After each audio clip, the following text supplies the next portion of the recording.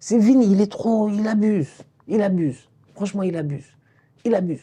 En fin de match, c'est Carlo Ancelotti qui l'attrape, qui lui dit vas-y, reste tranquille. C'est Carlo, lui, il est en train de rigoler, il pense que les gens rigolent. On rigole pas avec toi, Vini, on va te gifler, toi. C'est quoi ça? Vini, gère-toi. Quand même, il est là. C'est Carlo, il l'attrape, il faut, vas-y. Et puis, si on l'avait laissé, il allait courir sur le terrain pour aller dire à Maffeo, ouais, j'ai gagné. Non, Vini. Il n'est pas sérieux. Salam, salam, outsider, le débrief commence maintenant. Le Real Madrid l'emporte aujourd'hui 3-0 face à Mallorca dans la demi-finale de la Supercoupe d'Espagne. Top performance de la part des Madrilènes, il n'y a pas grand-chose à dire, ils se sont gérés aujourd'hui. Le Real enchaîne une troisième victoire en 2025. Depuis le début de l'année, c'est une équipe qui est en train de se gérer. Ils ont tapé Valence la dernière fois, nous tous on s'en rappelle, à 10 contre 11, ça a été compliqué. Vinicius a pris un carton rouge, Luka Modric est rentré, Jude Bellingham s'est géré et le Real a fini comme d'habitude par gagner. Ils ont joué ici en Copa del Rey face à Minerva. Ils ont gagné 5-0 là, encore une fois, sans aucun problème. Ils ont fait tourner les Brahim Diaz, les Arda Güler. Ils ont tellement de talent sur ce banc de touche-là que quand tu leur donnes l'opportunité, ces enfants-là font souvent mouche. Donc franchement, on va être très sérieux. C'est une belle équipe du Real qui arrive aujourd'hui face à Mallorca et qui gagne 3-0 sans aucun problème. Sincèrement, sans aucun problème. Maintenant, j'ai d'abord envie de commencer par la fin du match. Vinicius. Mais Vini joue face à Valence. Vini prend un carton rouge. Vini veut taper l'arbitre. Nous tous, on était là. Rudiger l'attrape, lui dit Vinicius, mon gars, quand même, calme-toi, gère-toi. Si on ne l'avait pas attrapé, il aurait tapé l'arbitre. Vini, ces temps-ci, il est chaud, faut pas trop l'énerver. Il n'y a pas de problème. Vini va jouer contre qui aujourd'hui? Contre Maffeo. Pour ceux qui n'ont pas le contexte, Maffeo est un joueur de Mallorca, c'est le latéral. Maffeo est parti, je ne sais pas, il y a quelques jours, il a dit que si on le met sur un ring avec Vinicius, tous les deux, en 10 secondes, il met Vinicius KO. C'est quelque chose comme ça qu'il a dit. Maffeo a trash talk. Il a fait le malin. Il a dit que s'il voit venir dans la rue, il va le tabasser. Il n'y a pas de problème. Ils sont venus sur le terrain. Le match en tant que tel, si tu regardes, c'est pas comme si Vinicius a fait un match incroyable, extraordinaire et tout ça face à Maffeo. Mais à un moment donné, Vinicius, il est venu, il a collé sa tête contre Maffeo. Maffeo est tombé. En fin de rencontre, Bellingham va, pour un tout petit peu, j'ai envie de dire, voilà, se foutre un peu de Maffeo. Maffeo se fâche. Les gars sont là en train de l'attraper et tout ça. J'ai envie de dire à Maffeo qu'à un moment donné, sincèrement, quand tu fais du trash talk, faut faire le trash talk jusqu'au bout. Aujourd'hui, en fin de rencontre, quand les gars étaient en train de s'attraper, tout ça, là, c'est là où ça devait être le bordel. Ça devait être Gladiator. Gladiator, ça devait être le bordel. Là, il fallait que ce soit 300, mec. Fallait que, je te dis, fallait que ce soit le bordel. Non, vous-même, vous savez, je suis contre la violence, évidemment, je rigole. Mais c'est pour dire à quel point ça fait partie du football. Maffeo a parlé, finalement, il n'a pas gagné. Ils ont perdu 3-0. C'est normal que les gars viennent un tout petit peu se moquer d'eux. Top performance de la part de Jude Bellingham aujourd'hui. Il a été tout simplement extraordinaire, sensationnel dans ce match-là. J'ai bien aimé. Il y a deux joueurs que moi, j'ai particulièrement aimé dans ce match-là. C'est Jude Bellingham et puis Eduardo Camavinga. Camavinga dans l'entrejeu, mais le volume de jeu qu'il faut, les récupérations, la projection, ballon au pied, il est très très fort Camavinga. Ça fait juste tellement longtemps qu'il est au Real qu'on en oublie à quel point il est fort, qu'on en oublie à quel point c'est un gamin et qu'on en oublie à quel point il fait partie des meilleurs jeunes joueurs en ce moment au monde. En plus du fait qu'il sait jouer partout, tu le mets latéral, il va jouer là-bas, tu le mets, comment on appelle, milieu de terrain, il va jouer là-bas, box to box, il peut pousser et tout. Donc franchement, un très beau match de Camavinga aujourd'hui et à côté de lui, un très beau match de Bellingham aussi. Excellent, en pleine forme ces derniers temps. Il n'arrête pas d'enchaîner, de marquer. Bellingham doit être quoi sur son 5e, 6e ou 7e but lors de ses 4, 5, 6 dernières rencontres. Vous-même, vous me connaissez en termes de statistiques. Voilà, j'essaie pas trop de me fatiguer, je suis pas huilou, mais quand même, si je prenais le temps de lire calmement, je suis sûr que Bellingham a claqué énormément de buts ces derniers temps. La dernière fois face à Valence, il a été ultra décisif. Aujourd'hui, encore une fois, il est pertinent. Sur une occasion aussi où j'ai envie de dire que Kylian Mbappé, qui fait un très bon match, doit être calme.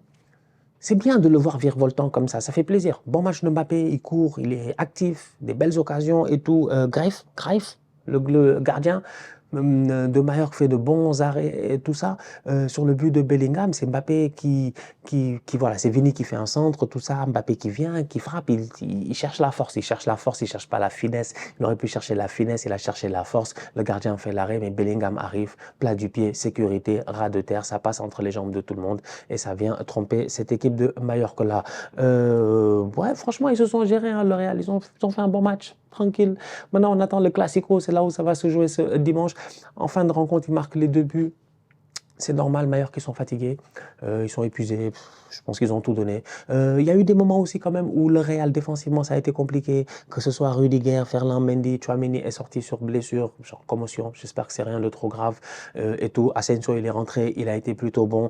Lucas Vasquez qui monte énormément, ça y a pas de problème. Encore une fois, décisif, offensivement très pertinent, mais défensivement sur les transitions, j'arrête pas de le dire. Chaque débrief, je répète la même chose. C'est toujours les mêmes problèmes sur les transitions défensives du Real. Aujourd'hui, on l'a vu. Si Kyle Larin, le Canadien, il est un tout petit peu plus précis de la tête, à un moment donné, à ce moment-là du match, je pense qu'on est dès le début de la rencontre, c'est 1-0 pour Mallorca.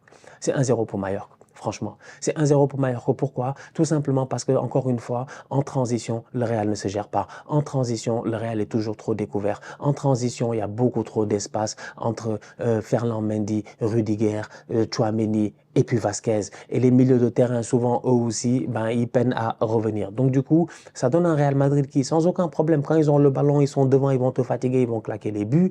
Mais aujourd'hui, on le voit, Mallorca se crée 2 occasions rapidement en début de match. Il y a certaines équipes qui, avec un peu de chance, elles claquent au moins un but. Ils vont sûrement perdre le match dans tous les cas. Tu joues le Real, tu sais que quand tu marques en premier, tu vas sûrement perdre. Mais quand même, aujourd'hui, ils auraient pu peut-être encaisser un but. Ils s'en sont sortis sans aucun problème, 3-0. Mais défensivement, ça montre encore quelques petites lacunes. J'ai hâte de voir ce qu'ils vont faire durant le mercato de janvier. J'imagine rien. C'est le Real. D'habitude, ils n'achètent pas de joueurs en janvier, ou du moins, c'est très très rare. Donc voilà, j'ai hâte de voir un tout petit peu. Donc ce week-end, Classico. Classico. Classico. Et ouais, on commence 2025. Même pas on a fait 2 semaines en 2025. Classico. Ah ouais. C'est bien, ça fait plaisir. Bel hasard du calendrier. Barça-Real, un Barça en pleine forme. On les a vus hier avec des boys très intéressants. Le retour de Gavi en forme. Pedri exceptionnel depuis qu'il a commencé à jouer au football, mais en ce moment il est tout simplement exceptionnel. Lamine Yamal, j'en parle même pas. Hier son contrôle et son but, bravo. Robert Lewandowski, voilà un grand match. Il a intérêt à se gérer. J'ai hâte de voir ce que ça va donner. Rafinha, il est en course pour le Ballon d'Or jusqu'à présent. Faut qu'il se gère parce que sinon il y a des boys en face au Real qui vont prendre l'avantage sur lui. Là je parle des Bellingham et puis tout cela. Donc dans tous les cas de figure, ça te donne un très bon classico.